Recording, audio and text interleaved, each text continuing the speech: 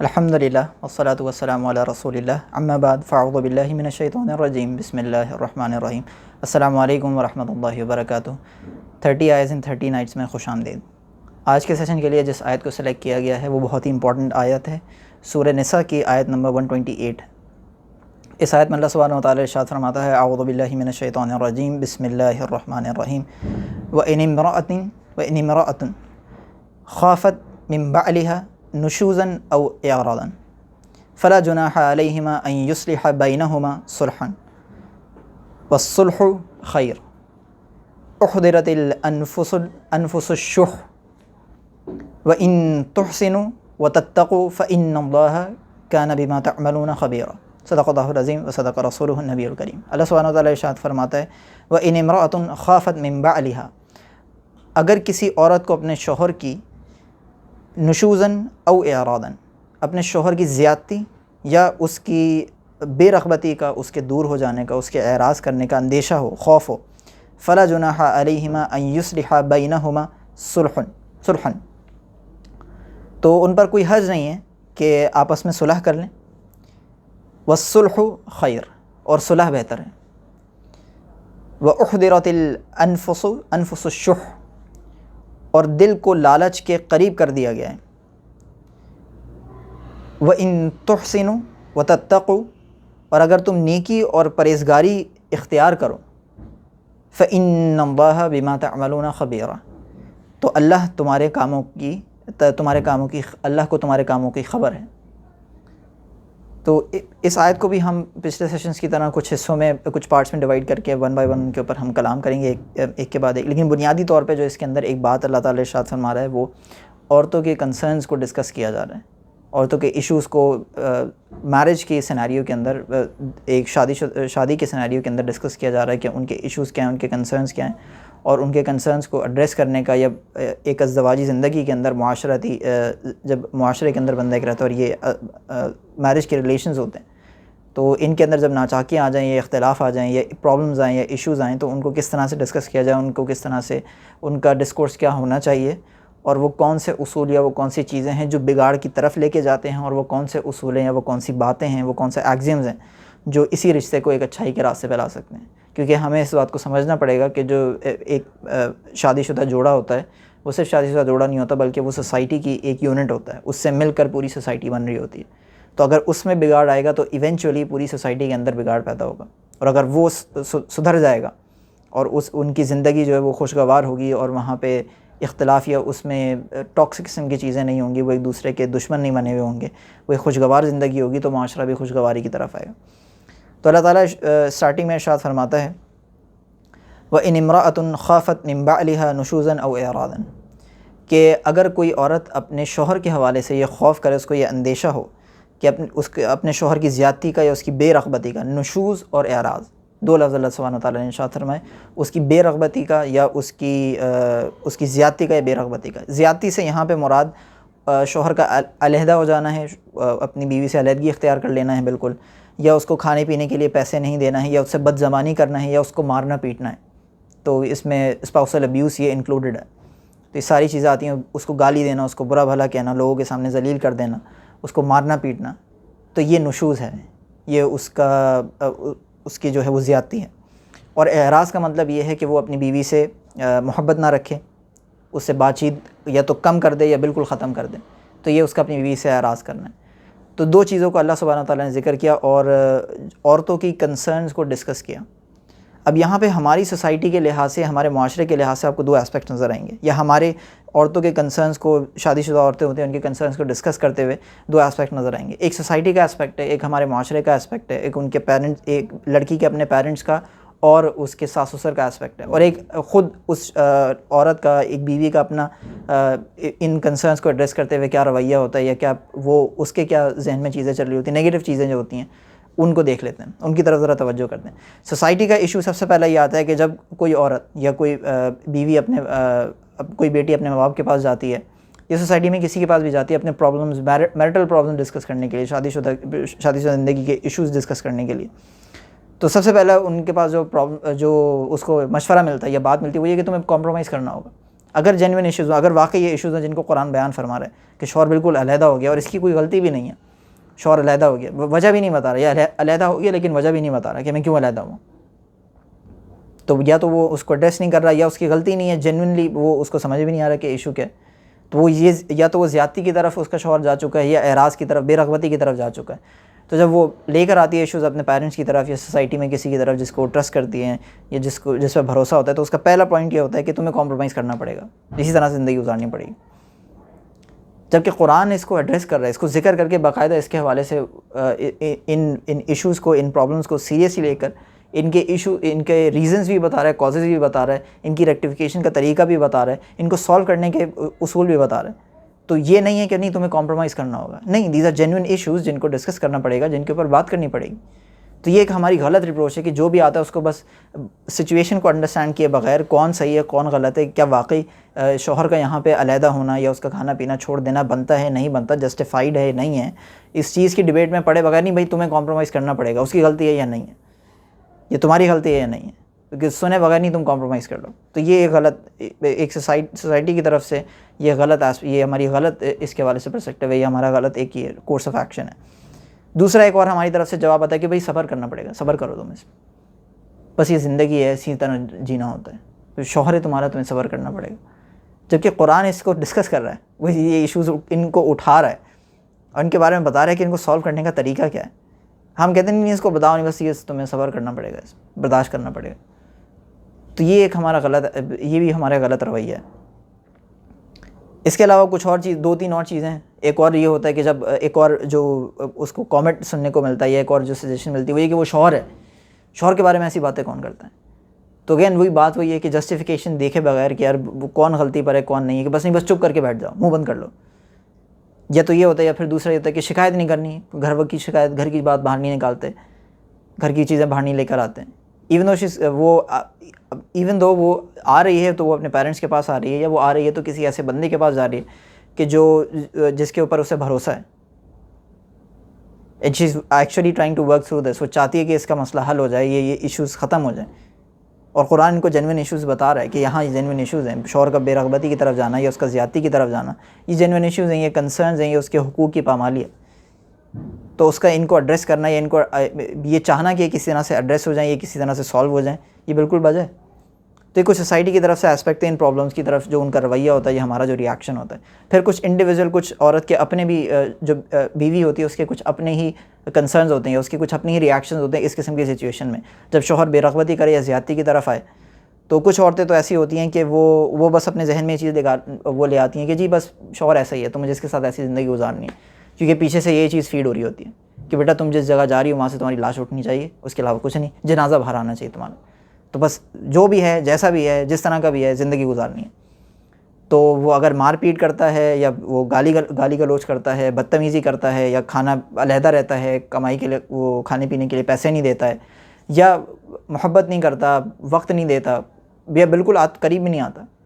تو وہ جی بس اسی طرح زندگی گزارنی ہے, یہی رہنا ہے, یہ میرا شوہر ہے, یہی میری, میں اب یہاں گئی ہوں تو یہاں سے جنازہ اٹھے گا, اس کے علاوہ کچھ نہیں. تو وہ نہ پرابلم کو ایڈریس کرنے کی طرف آتی ہیں, بلکہ بس کسی طرح سے اپنے آپ کو کنونس کر لیتی ہیں, جو کہ ایک ہیلتھی اپروچ نہیں ہے. قرآن بھی اس کو ریکگنائز کر رہا ہے اور اسی لیے اس ایشو کو اٹھا رہا ہے بار بار. دوسرا ایک پرابلم یہ ہوتا ہے کہ اپنے آپ کو وہ تسلی دیتی ہیں کہ مجھے ساتھ ہی رہنا ہوگا, اگین پہلے پوائنٹ سے سملر ہی ہے, لیکن تھوڑا سا فرق یہ ہے کہ وہ بس اپنے آپ کو تسلی اور دلاسا دے دیا گیا ہوتا ہے کہ جی بس ساتھ رہنا ہے, زندگی گزارنی ہے, تو بس اب اسی طرح گزارنی ہے, میں اس کو چینج نہیں کر سکتی, تبدیل نہیں کر سکتی, جی ہم عورت ہیں, ہم کہاں سے چینج کریں گے, جو مرد ہے وہ چینج نہیں ہونا, اس نے بس اس کے ساتھ ایسی زندگی گزارنی ہے, تو مجھے کمپرومائز کرنا پڑے گا. تو وہ کسی کے پاس جاتی نہیں ہے, خود ہی اپنے آپ کو کنونس کرتی رہتی ہیں, اور پھر وہ ایک انہیلتھی اسٹیٹ کی طرف جاتی رہتی ہیں, ایک انہیلتھی مینٹل اسٹیٹ کی طرف جاتی رہتی ہیں, ایک انہیلتھی ایموشنل اسٹیٹ کی طرف جاتی رہتی ہیں. کیونکہ جب کانسٹنٹلی یا تو زیادتی ہوگی یا بے رغبتی ہوگی, جو اٹینشن ہے وہ نہیں ملے گی, تو اس کی وجہ سے اس کے کچھ نیگیٹو ریپرکشنز ہوتے ہیں, کچھ منفی اثرات ہوتے ہیں جو ذہنی حالت کے اوپر, ایموشنل اسٹیٹ کے اوپر مرتب ہوتے ہیں. تو وہ بس وہ پھر اسٹیٹ جو ہے, وہ جو ہیلتھ جو ہے, مینٹل ہیلتھ یا ایموشنل ہیلتھ, وہ گرتی چلی جائے گی, وہ خراب ہوتی چلی جائے گی. کچھ کا پھر معاملہ یہ ہوتا ہے کہ وہ پرابلم کو ریکگنائز ہی نہیں کرتے ہیں, ان کو تو یہ لگتا ہی نہیں کہ یہ پرابلم ہے, یا وہ بس کسی طرح سے جس طرح شتر مرغ کرتا ہے, اس کے بارے میں مشہور ہے کہ وہ زمین میں اپنا سر ڈال دیتا ہے اگر اس کو کوئی شکاری آتا ہوا نظر آئے, تو وہ اسی طرح سے بس اپنا سر چھپا دیتے ہیں کہ جی پرابلم تو ہے ہی نہیں, یہ تو پرابلم ہی نہیں ہے. وہ اس کو کسی طرح سے ایک اچھا سا اس کو ایک ریپر پہنا دیتی ہیں کہ جی یہ تو پیار ہے، یا یہ ان کی محبت دکھانے کا انداز ہے، یا ان کی اٹینشن دینے کا انداز ہے، یا وہ ہیں ہی ایسے. جبکہ یہ ایک جینوئن پرابلم ہے. کسی کا ابیوز کرنا، کسی کا مارنا پیٹنا، کسی کا زیادتی کرنا، یا کسی کا کمائی کے لیے پیسے نہ دینا، یا کسی کا علیحدگی اختیار کر لینا، یا کسی کا بالکل بات نہ کرنا، وقت نہ دینا اپنی بیوی کو، شوہر کا، یہ ایک جینوئن پرابلم ہے، ایک جینوئن ایشو ہے. وہ اس طرف آتے نہیں، وہ اس کو انڈرسٹینڈ نہیں کرتے. تو اس لیے ہمیں اس کو انڈرسٹینڈ کرنا پڑے گا کہ اس پرابلم کی طرف یہ جو اپروچز ہیں، چاہے وہ انڈیویجول ہوں یا وہ سوسائٹل ہوں، یہ غلط ہیں، ان کو چینج کرنا پڑے گا. اور جب قرآن اس پرابلم کو ایڈریس کر رہا ہے، جب قرآن اس کو ریز کر رہا ہے اور بتا رہا ہے کہ اس کی طرف اویئرنیس دو، تو پھر ہمیں اویئرنیس دینی پڑے گی، اس کو ایڈریس کرنا پڑے گا، اور اس کے ایڈریس کی طرف آنا پڑے گا. اب اگین ایڈریس کی طرف اس طرح سے نہیں آنا کہ جی کھڑے ہو جائیں مجھے میرے حقوق چاہیے اور اس کا مطالبہ، اور گھر میں جھگڑے پھڈے چل رہے ہیں اور کوئی جو ہے وہ بیٹھ کے سکون سے ایک ڈسکورس، ایک پراپر ڈسکشن نہیں ہو رہی. ایسے نہیں کرنا، بلکہ قرآن اس کا طریقہ بتا رہے ہیں کہ جب آپ کے ساتھ غلطی کی جا رہی ہے، جب آپ کے ساتھ ظلم کیا جا رہا ہے، آپ کے حقوق نہیں دیے جا رہے، زیادتی ہو رہی ہے یا بے رغبت ہو رہا ہے شوہر، تو اس کو ایڈریس کرنے کا طریقہ کیا ہے؟ تو اللہ سبحانہ وتعالیٰ ارشاد فرماتا ہے فلا جناح علیہما ان یصلح بینہما صلحا والصلح خیر. تو ان کے اوپر کوئی حرج نہیں ہے، ان دونوں کے اوپر کوئی حرج نہیں ہے کہ وہ آپس میں صلح کر لیں، اور صلح ہی بہترین ہے اور وہی بہتر ہے. تو اس میں پھر اس بات کی طرف اشارہ ہے کہ وہ صلح کی طرف آئیں، وہ کاؤنسلنگ کی طرف آئیں، وہ گھر کے اپنے بڑوں کو، بیوی کے گھر کے کچھ بڑے آ جائیں، جو شوہر ہے اس کے گھر کے کچھ بڑے آ جائیں، اور وہ دونوں کو بٹھا کے ان سے پوچھیں، یا وہ کاؤنسلنگ کے لیے جائیں، جو میرج کاؤنسلنگ ہوتی ہے یا کپلس کاؤنسلنگ ہوتی ہے اس کے لیے جائیں اور ان سے ڈسکس کریں، یا خود بیٹھ کے اپنے پرابلمس کو ایموشنل ہوئے بغیر، جو ایشوز ہیں، جو پرابلمس ہیں، ان کو سامنے رکھیں اور بیٹھ کر اپنی ایموشنز کو، اپنے جذبات کو، اپنے ایک دوسرے کے خلاف جو ایموشنل بلیک میلنگ ہے، یا ایک دوسرے کے خلاف تانے بازی ہے، طنز ہے، اس کو سائیڈ میں رکھتے ہوئے پرابلمس کے اوپر ڈسکشن کریں کہ دیکھو میں جو تم سے اگر علیحدہ ہو رہا ہوں، یا میں جو بد زبانی کر رہا ہوں، یا میں جو مار پیٹ کر رہا ہوں، یا مجھ سے جو میں پیسے تمہیں نہیں دے پا رہا کمائی کے، یا جو تمہارے پاس بیٹھ نہیں رہے، تمہیں وقت نہیں دے رہا، یا تم سے بات نہیں کر رہا، اس کے ریزنز یہ ہیں. اور بیوی اپنے بھی کنسرنز بتائے کہ بھائی مجھے یہ مجھے پرابلم تمہارے پاس سے نظر آ رہے ہیں. شوہر اپنے کنسرنز بتائیں،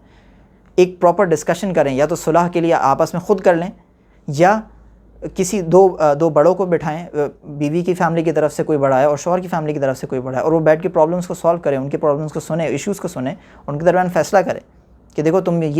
اس معاملے میں تم غلطی پر ہو، اس معاملے میں تم غلطی پر ہو، تمہیں ان چیزوں کو صحیح کرنا پڑے گا، تمہیں ان چیزوں کو صحیح کرنا پڑے گا. سمجھائیں وہ بیٹھ کے، اور اپنے مسائل اس کے اندر کھل کر بیان کریں. پھر اس میں جھجک نہ ہو کہ یار ابھی ساتھ رہنا ہے تو پھر ہم نہیں کھل کے مسائل بالکل اوپن ہو کے کہ میرا یہ ایشو ہے، مجھے یہاں پہ لگ رہا ہے کہ یہ تمہاری یہ حرکت مجھے ہرٹ کرتی ہے، آپ کی یہ حرکت مجھے تکلیف پہنچاتی ہے، آپ کا مجھے وقت نہ دینا، مجھے ٹائم نہ دینا، مجھے کھانے پینے کے لیے پیسے نہ دینا، یہ مجھے تکلیف پہنچاتا ہے، اس سے مجھے ایذا ہوتی ہے. تو اس کے ایڈریس کرنے کی طرف آنا پڑے گا، اس چیز کو ریکگنائز کرنا پڑے گا، اور اس صلح کی طرف اسی لیے بھی آنا پڑے گا کہ صلح دونوں چیزوں سے بہتر ہے. وہ زیادتی سے بھی بہتر ہے کہ بندہ بجائے اس کے کہ ساری زندگی زیادتی میں گزارے اور شوہر بھی اس کے اوپر زیادتی کرتا رہے، صلح بہتر ہے کہ اگر کوئی بیوی کی بات ناپسند ہے تو بیٹھ کر اس کو ایڈریس کر لیا جائے. اور بیوی کے لیے بھی بہتر یہ ہے کہ وہ اس کو ایڈریس کرنے کی طرف آئے، گھر والوں کو، بڑوں کو انوالو کرے کسی طرح سے کہ وہ انوالو ہو جائیں. اور جدائی سے بھی بہتر ہے کہ سب سے زیادہ ناپسندیدہ چیزوں میں سے، جو جائز چیزوں میں سے جو اللہ تعالیٰ کو سب سے زیادہ ناپسندیدہ ہے وہ طلاق ہے. تو جدائی ہو جانا، بالکل ختم ہو جانا ریلیشن کا، جب کہ وہ سدھر سکتی ہو، تو صلح پھر بہتر ہے کہ بندہ صلح کی طرف آ جائے. اب یہ قرآنک نیریٹو ہے اور قرآن ہمیں یہی سمجھا رہا ہے کہ صلح بہتر ہے. جب پرابلمز ہوں، جب ایشوز ہوں، جب اس طرح کی شوہر بے رغبت ہو رہا ہو یا اس کے زیادتی کا اندیشہ ہو، تو صلح کی طرف آنا چاہیے. ہمارا پرابلم یہ ہے کہ ہم پہلے یہ تلقین دیتے رہتے ہیں کہ صبر کرو، کمپرومائز کرو، صبر کرو، کمپرومائز کرو، گھر کی بات گھر میں رکھتے ہیں، گھر کی بات گھر میں رکھتے ہیں، اور جب بات بہت آگے نکل جاتی ہے تب ہم آتے ہیں کسی طرح سے کہ نہیں صلح ہو جائے اور یہ ساتھ رہ لیں اور جھگڑا ختم ہو جائے. جب جھگڑا بالکل ہاتھ سے نکل چکا ہوتا ہے، جب بات بہت آگے پہنچ چکی ہوتی ہے، تب ہمیں خیال آتا ہے کہ یار ہم نہیں اب ہم آتے ہیں صلح کی طرف، اب ہم آتے ہیں کوشش کرتے ہیں کہ یار کسی طرح سے ساتھ ہو جائیں، لیکن اس وقت تک بات بہت آگے نکل چکی ہوتی ہے. تو اسی لیے قرآنک نیریٹو کو سمجھنا چاہیے. قرآن ہمیں چیزوں کو، ان معاشرتی ایولز کو، ان برائیوں کو ایڈریس کرنے کا کیا طریقہ بتا رہے ہیں کہ جب اندیشہ ہو، جب ابھی ہوا نہیں ہے، یہ بس خوف ہے اس بات کی، لگ رہا ہے کہ یار یہ بے رغبت ہو رہا ہے، لگ رہا ہے کہ یہ زیادتی کی طرف بڑھنے والا ہے، تو اسی وقت فوراً صلح کی طرف آ جائیں.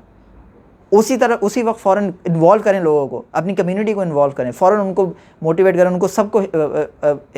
اس طرف لے آئیں کہ متحرک کر دیں کہ کسی طرح سے یہ جو اکائی، یہ جو یونٹ ہے معاشرے کا، یہ ٹوٹے نہیں اور ان میں جو پرابلمز ہیں وہ حل ہو جائیں۔ لیکن ہم انتظار کرتے ہیں کہ جب بالکل کیوس ہو جائے، جب بالکل وہ بیوی کے دل سے شوہر کی عزت، محبت، احترام سب نکل جائے، اور شوہر کے دل سے بیوی کی محبت، عزت، احترام سب نکل جائے، تو پھر تب ہم آتے نہیں اب صلح کروا کے ساتھ رکھیں ان کو۔ تو اس کے بعد پھر اللہ سبحانہ وتعالیٰ ارشاد فرماتا ہے،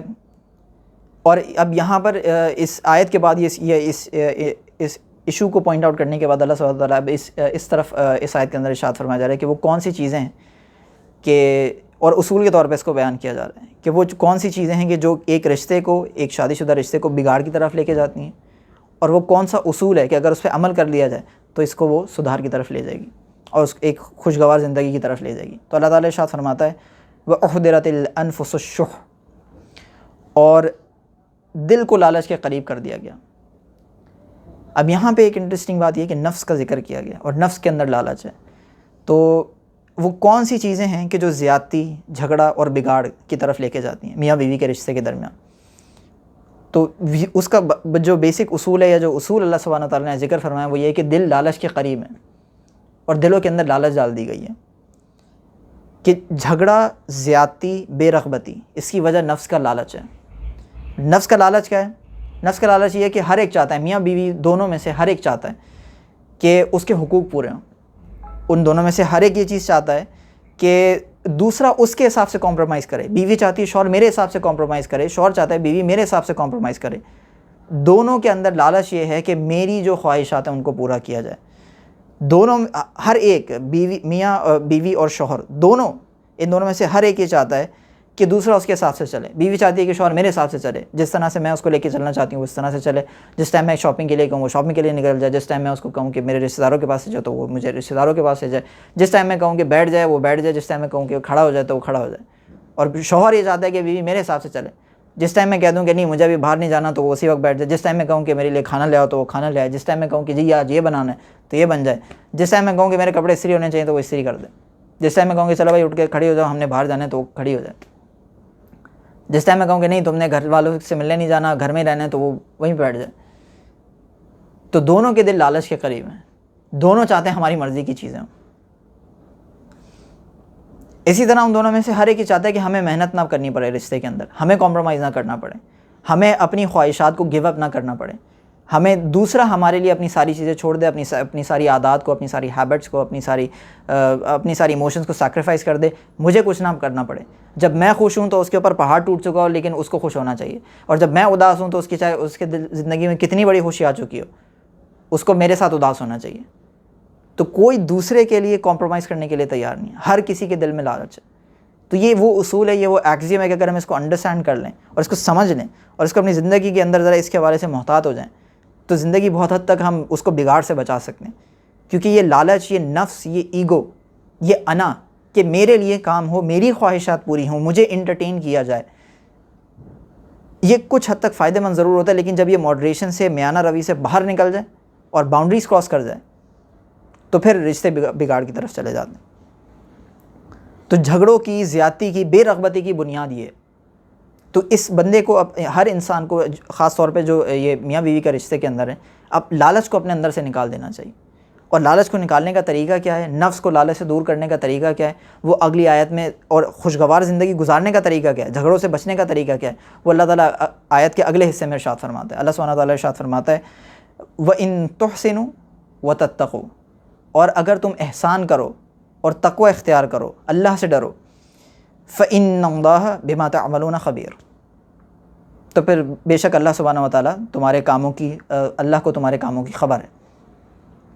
سب سے پہلے اللہ تعالیٰ نے ارشاد فرمایا وَإِن تُحْسِنُوا، اگر تم احسان کرو۔ یہ اس کا مطلب تو نیکی کیا جاتا ہے، پرہیزگاری اختیار کرو، تقوی کا مطلب پرہیزگاری ہے، احسان کا مطلب نیکی ہے، لیکن احسان کا عربی میں مطلب کیا ہے؟ احسان کہتے کسے؟ احسان کہتے ہیں کہ ان یعطی اکثر مما علیہ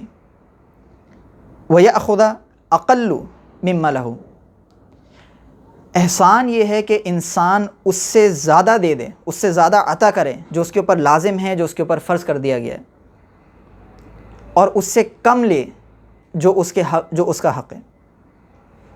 مثال کے طور پہ والدین کے لیے مجھ پر یہ لازم ہے، میرے پر یہ فرض کر دیا گیا ہے، میرے اوپر فرض ہے کہ میں اپنے والدین کے ہاتھ پیر چوموں، میں ان کا ادب اور احترام کروں۔ لیکن جب وہ غصہ کرتے ہیں یا وہ مجھ پہ ظلم کرتے ہیں یا وہ مجھے مارتے پیٹتے ہیں یا وہ میرے اوپر میری غلطی نہ ہو، کچھ بھی نہ کیا ہو میں نے، لیکن اس کے باوجود وہ ظلم کریں، تو اس وقت ان کے ساتھ یہ سلوک کرنا، ان کے ساتھ نیکی کا سلوک کرنا، اس وقت بھی ان کے ہاتھ پیر چومنا، اس وقت بھی ان کے ادب و احترام کرنا، یہ احسان ہے۔ کہ جب وہ بوڑھے ہو جائیں اور بوڑھے ہونے کے بعد وہ اپنی جب عادات میں ایک طرح سے سیٹ ہو جاتے ہیں اور سیٹ ہونے کے بعد پھر وہ چڑچڑے بھی ہو جاتے ہیں،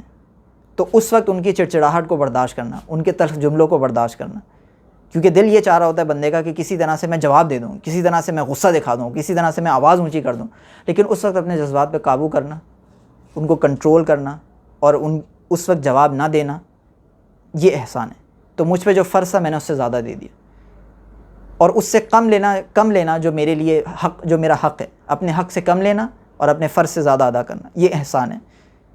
اور خوشگوار ازدواجی زندگی کا یہ ایک بہت بہترین اصول ہے، اور یہ شوہر اور بیوی دونوں کو یہ اختیار کرنا ہے کہ شوہر اس کے بارے میں اس کا کنسرن یہ نہیں ہونا چاہیے کہ مجھے میرا حق ملا یا نہیں، اس کا کنسرن یہ ہونا چاہیے کہ جو میرے فرائض ہیں میں اس سے زیادہ دے دوں، میں اس سے اپنے فرائض سے تھوڑا سا آگے بڑھ کے کچھ اس کے جو حقوق ہیں ان کو پورا کروں، اور جو میرا حق ہے وہ اگر مجھے نہیں بھی ملتا تو میں اس سے تھوڑا سا کم لے لوں۔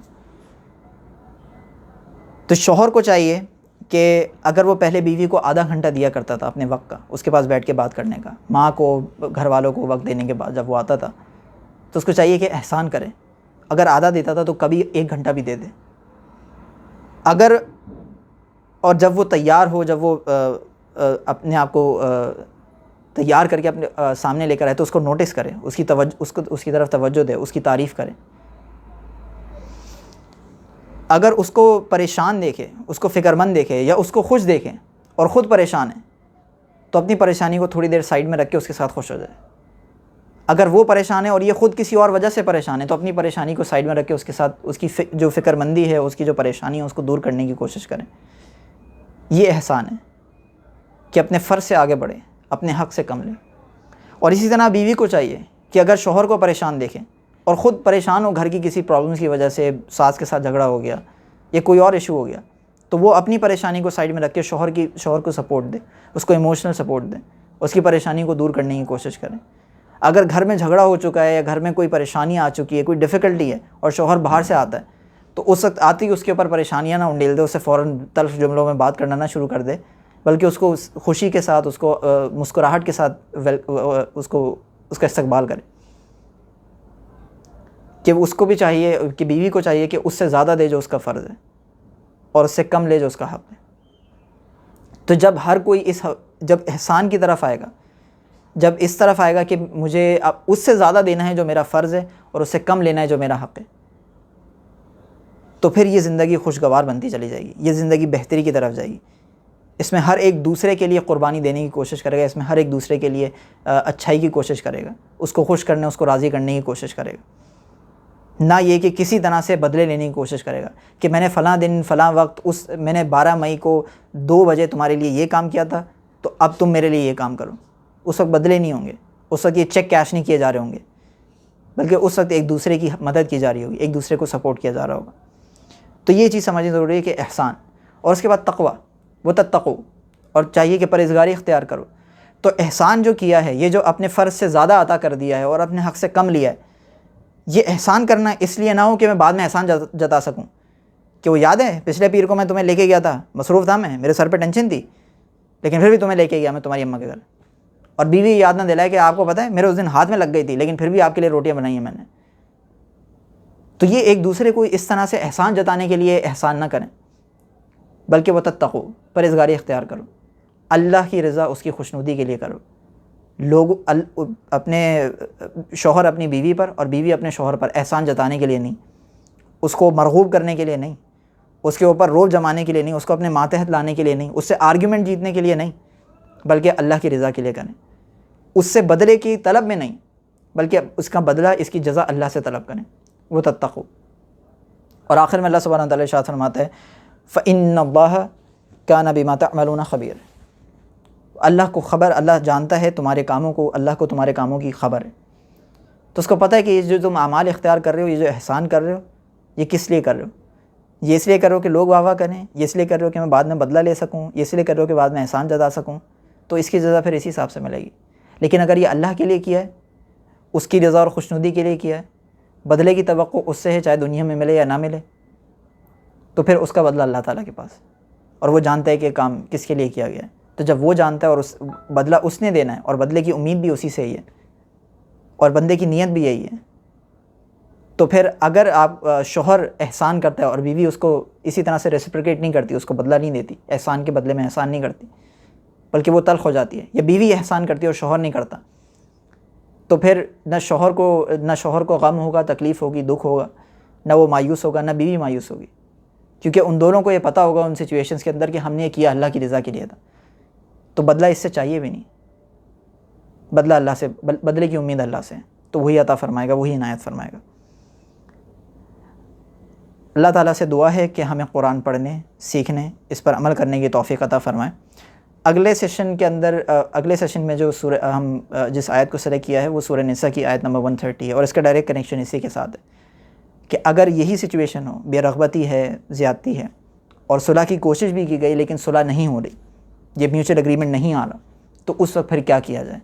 اس وقت قرآن کیا ریکورس دیتا ہے، اس وقت قرآن کیا ڈسکورس بتاتا ہے، کیا کیا جائے، کس طرح سے اس کو ہینڈل کیا جائے. تو انشاءاللہ نیکسٹ سیشن کے اندر اس حوالے سے بات ہوگی. اللہ تعالیٰ سے دعا ہے کہ قرآن پڑھنے، قرآن سمجھنے اور اس پر عمل کرنے کی توفیق عطا فرمائے. وآخر دعوانا ان الحمد للہ رب العالمین. والسلام علیکم ورحمۃ اللہ وبرکاتہ.